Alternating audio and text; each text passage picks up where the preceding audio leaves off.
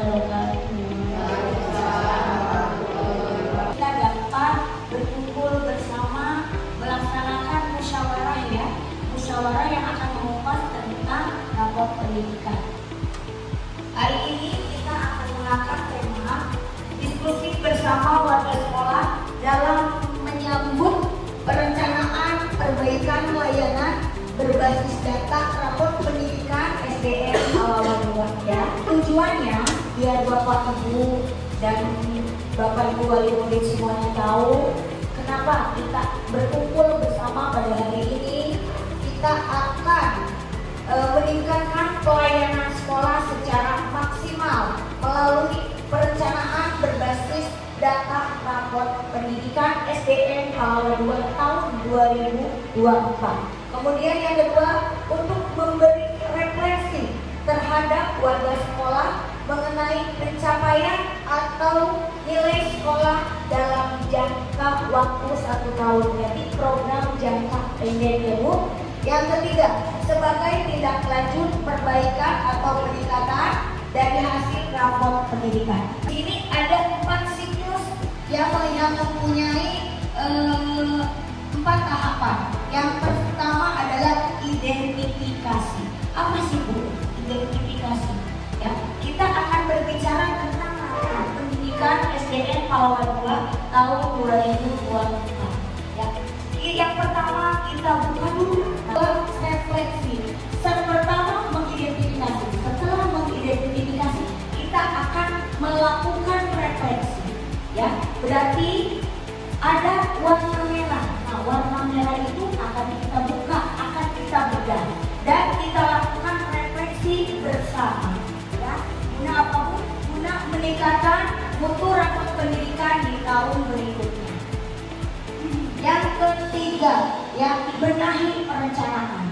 Dan ketika ada rapor pendidikan yang turun, perencanaannya harus dibenahi, harus diperbaiki guna layanan mutu pendidikan SDN Pahlawan 2 kepada siswa-siswi yang ada di SDN Pahlawan 2. Kemudian yang terakhir ada benahi dan implementasi. Ya, yang jelas di sini yang paling penting ya, karena kita harus mengimplementasikan hasil dari rapor pendidikan serta mengevaluasi secara berkala. Ya, ini kita mengevaluasi berarti 1 tahun kemarin, ya 2024, yang mana penilaiannya itu dimulai dari tahun 2023.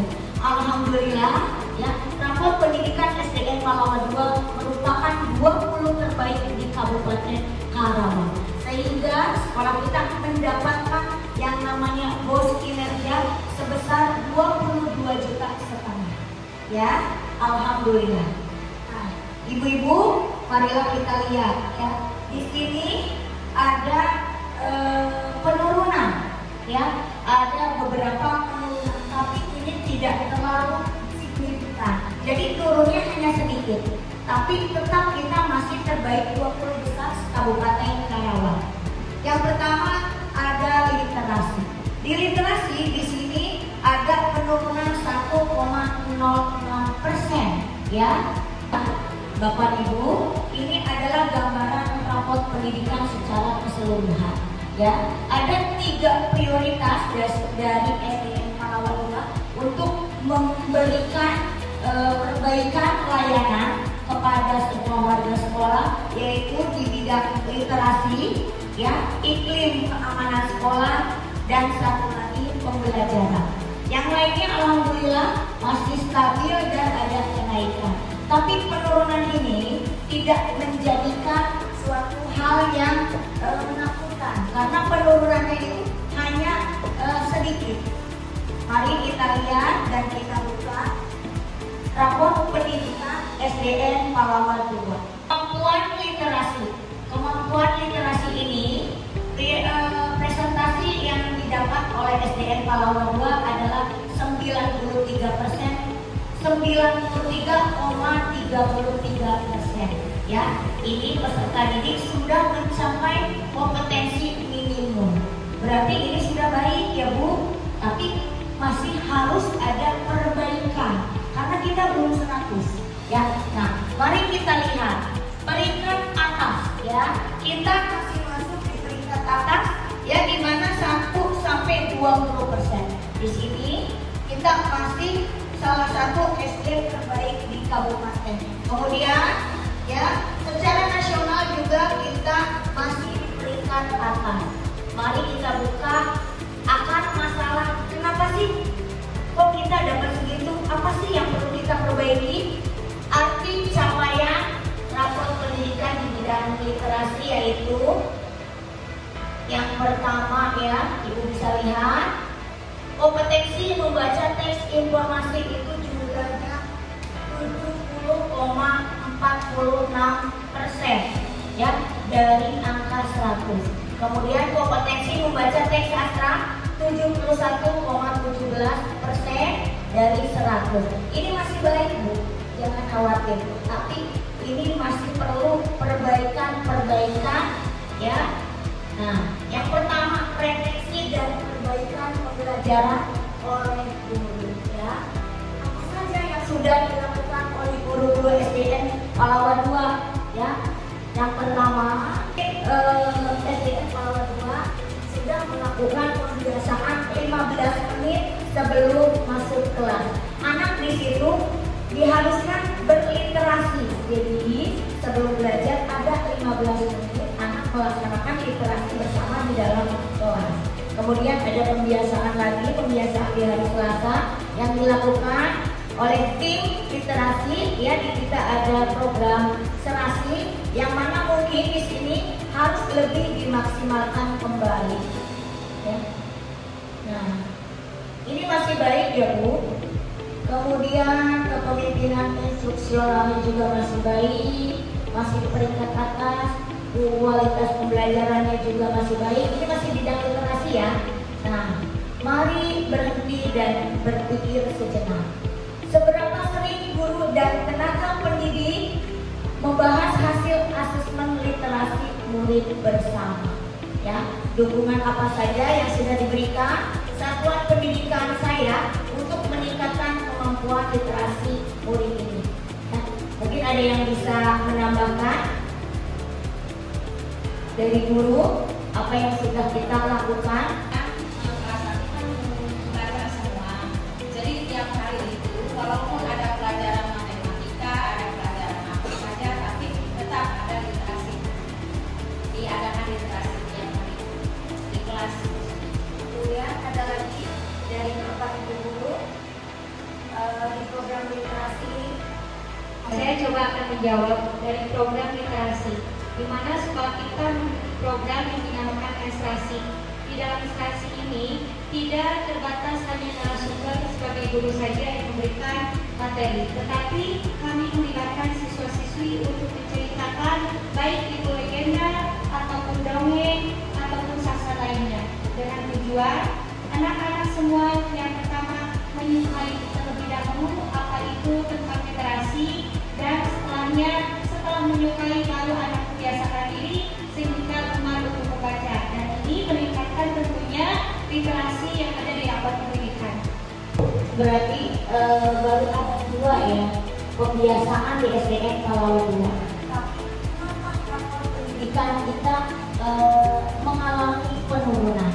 Nah, ada masukan mungkin dari ibu-ibu perwakilan wali murid? Kalau mendatangkan narasumber bisa. Ya, ada lagi masukan mungkin? Ada lagi? Mungkin dari wakil yang lain untuk memantapkan program-program literasi ini supaya literasi kita mencapai 100%. Program literasi di SDN Pahlawan 2 sudah cukup baik. Program yang sudah ada, mohon laporannya, mama-mama, kami akan melanjutkan program yang sudah ada, diantaranya literasi bersama, yaitu setiap hari Selasa melaksanakan literasi di kelas ya, 15 menit sebelum pembelajaran. Kemudian ada tambahan dari ibu perwakilan wali murid kelas 4 bahwa membeli buku ya. Sebab ada iklim keamanan sekarang ini akan berhubungan dengan kasus bullying, perundungan yang ada di sekolah. Mungkin ya di sini ada penurunan tapi tidak terlalu besar ya.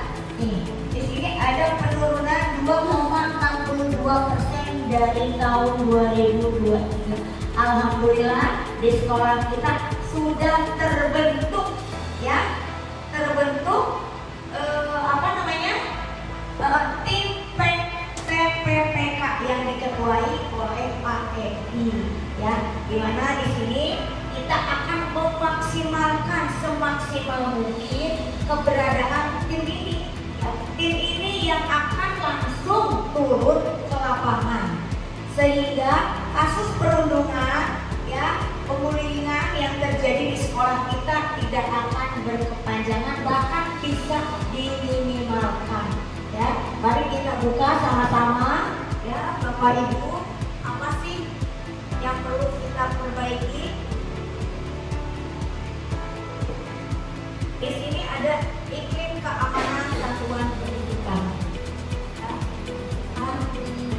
Fasilitasi atau dipandu oleh ketua tim yang diketuai oleh Pak Edi. Kemudian pengalaman peserta didik terkait rokok, minuman keras dan narkoba ya. Kita lihat di bawahnya. Di sini ada kepemimpinan instruksional, program dan kebijakan satuan pendidikan dan iklim kebinekaan.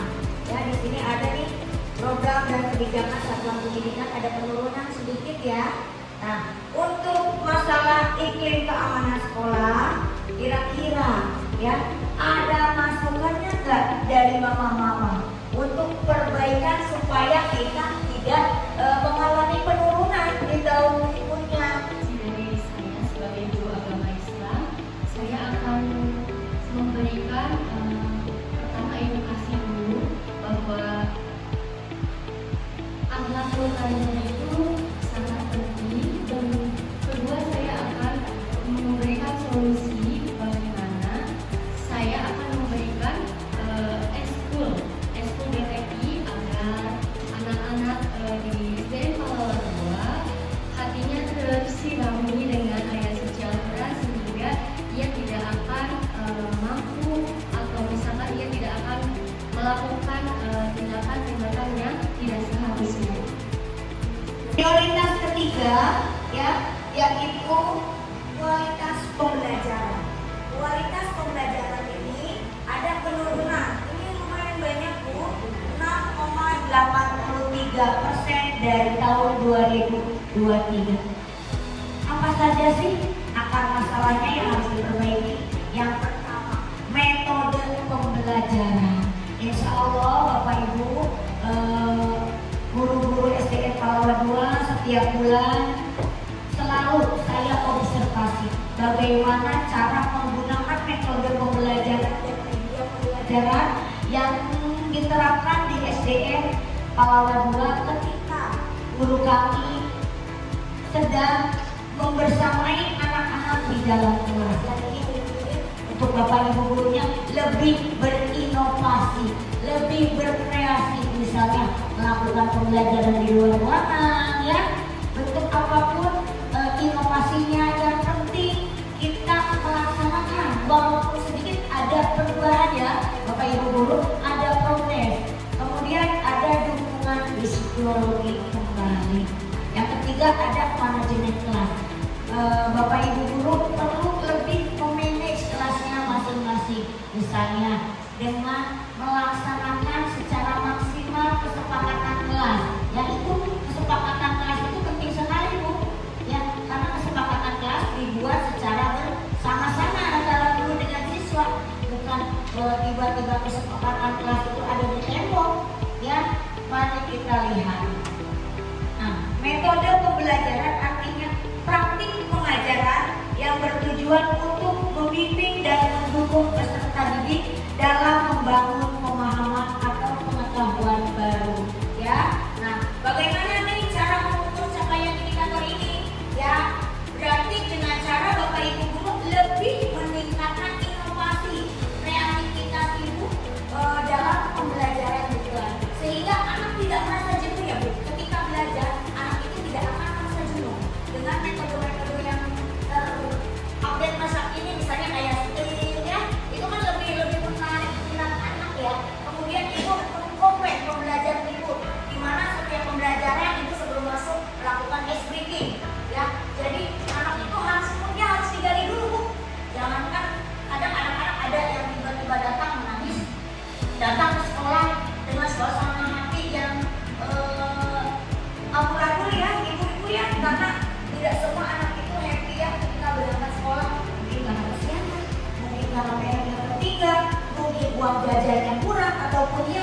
Jadi untuk Bapak Ibu guru di sini lebih berinovasi di dalam metode pembelajaran.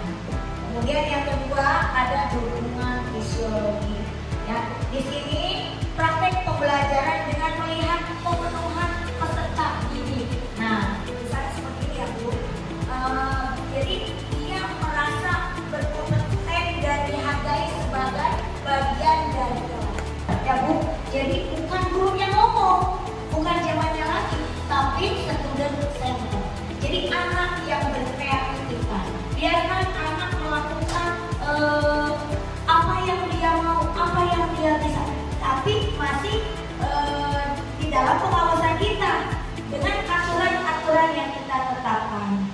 Misalnya begini Bu, di kelas 1 contohnya, Bu, saya mah mau nulisnya sambil duduk, biarkan Bu, biarkan. Ya Bu, maunya belajarnya di lapangan, nggak apa-apa Bu, ya.